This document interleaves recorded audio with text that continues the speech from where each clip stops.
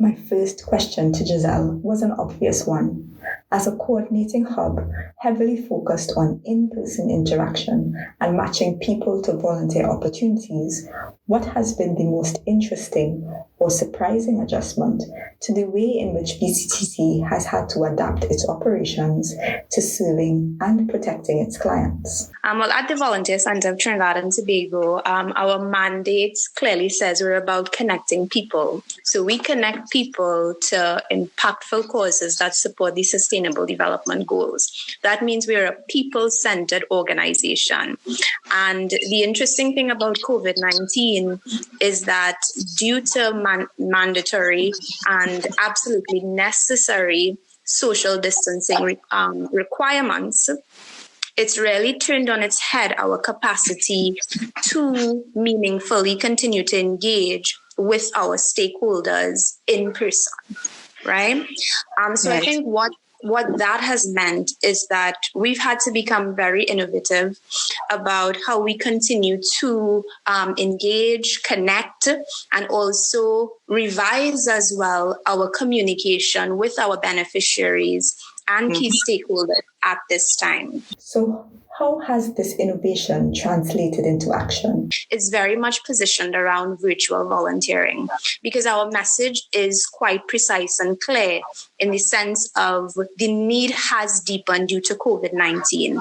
COVID-19 has had shocks, global shocks, in terms of economically, socially, psychologically, and so forth, I think touching everyone. We forecast that those needs will continue to deepen as the days roll on. So the call to action is really about asking persons to get creative, even within the current restrictions of social distancing, about how we can continue to reach out and serve those most vulnerable. The mention of that deepened need for volunteers reminded me about the responses to a 2016 online BCTT survey on the state of volunteering in Trinidad and Tobago, in which respondents were asked why they volunteered and what, for them, were the benefits of volunteering. What about shifts in the attitudes among volunteers within the pandemic context? With NGOs being called upon to take their usual places at the front lines of the response, has there been an increase in the number of volunteers raising their hands to give up their time and energy? So when any sort of, let's qualify it as disaster, takes place, there's usually a peak or surge in terms of persons wanting to give back and help out, right? And that's not locally, that's globally. Sure.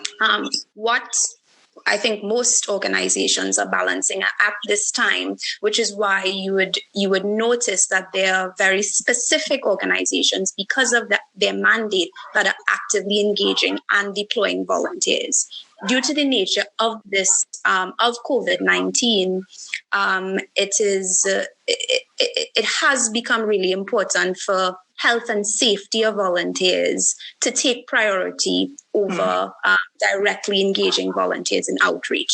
Right. So persons absolutely have been reaching out saying, how can I help out? Now, going back to your point in terms of what that survey, now it was an online survey, it wasn't a national survey, so it was an online survey, would communicate to us is more so in terms of trends, right? Trends and indicators as opposed to a sort of national state of affairs, right? But what it did reveal is that persons absolutely do want to give back. And one of the barriers, well, two of the key barriers to volunteering that were noted in that survey is one, persons feel as if they don't have access to the information, so how to volunteer. Right. And second, time. I think within the current context of COVID-19 and even going into post-COVID-19 planning for volunteerism, those two indicators will continue to be very important. We will need, as volunteer involving organizations, to ensure we have effective means of communicating with our volunteers to identify to persons the safe ways in which they can continue to serve vulnerable populations, identifying those opportunities, training persons where required to have capacity to be able to serve in those those communities, and also as well being very creative about what it means in terms of required time. The post-COVID-19 mandate for volunteer-involving organizations focuses, therefore, on communicating effectively with volunteers as well as keeping them safe.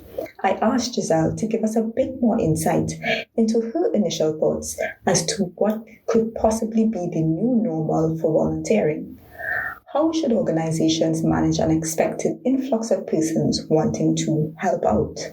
There are two types of volunteering. You have formal volunteering, which is, of course, persons attached to organizations and NGOs and so forth. And you have informal volunteering, right? Which is where you have persons. It's what we call episodic or ad hoc volunteering, stepping up in times like this and saying, here what I would like to give some time. Right. Informal volunteering has always outweighed formal volunteering. I think it's something like 30% formal volunteering to 70% globally. And on a Caribbean level and on a local level, those stats more or less line up. Right. In times like this, informal volunteers again peak, but we need it's an aspect that really needs to be carefully maneuvered and managed, because it's one thing for persons to be really excited about serving and helping others, but do they have the capacity to do so? Yes. And of course, we need to ensure that liabilities and risks are well managed so that we do not put volunteers at risk. Not just volunteers, but also organizations and the work that we do. Given this new normal, what does the Volunteer Center of Trinidad and Tobago envision as its role in preparing volunteers and preparing organizations that use volunteers to contribute to creating that better society that not just recognizes the importance of volunteerism, but also leverages its benefits? Volunteering is really about us enabling persons to understand that every single person has a role and can play a role in terms of building the type of society that I believe intrinsically we know is possible. That's volunteering. And I think very often we use the word can seem very technical to a lot of persons, but at the core, it's really about breaking it down to every single person understanding that I can play a role in terms of a better tomorrow or change or all of these great terms that we use. Yeah. I want to extend that thought into talking about the Sustainable Development Goals. Yeah. I think, and I mean, in terms of a lot of the discussions I've been having with colleagues, friends, and so forth, the SDGs, the Sustainable Development Goals, have never been more important than they are to us now. Right? The SDG stands upon 5 key pillars: people, planet, prosperity, peace, and partnership. Those 5 key pillars are so intrinsic to how we plan for post-COVID. And in addition to which, achieving the Sustainable Development Goals would not be possible without effectively, and I intentionally use the word effectively, engaging people in that process. And by people, we're not just talking about on a government level, private sector, we're talking about general persons in community. So with that being said, VCTT's role going forward, I think it's going to, we believe our mandate is clear and absolutely relevant to post-COVID-19 Trinidad and Tobago and the region in terms of connecting people to causes that support the Sustainable Development Goals. I think what we will be doing, and we have begun already, is assessing our interventions and revising or re-strategizing around them as far as feasible. Because of course, as well, each individual organization is also managing capacity. So not only are individuals in survival mode, organizations are also in survival mode, trying to figure out how do we continue to pay staff and whatnot, right? Which again increases the need for persons stepping up to support these organizations to ensure that the causes and the mandates that a lot of these organizations are serving don't suffer. So, in order to carry out its role in building back a better society and a region, one wonders how VCTT is preparing itself within a post-COVID-19 context. I asked Giselle about this, and she explains how VCTT has reorganized and repositioned its mandate to continue to serve its clients in this new context, using the example of the organization's many-to-one mentorship intervention.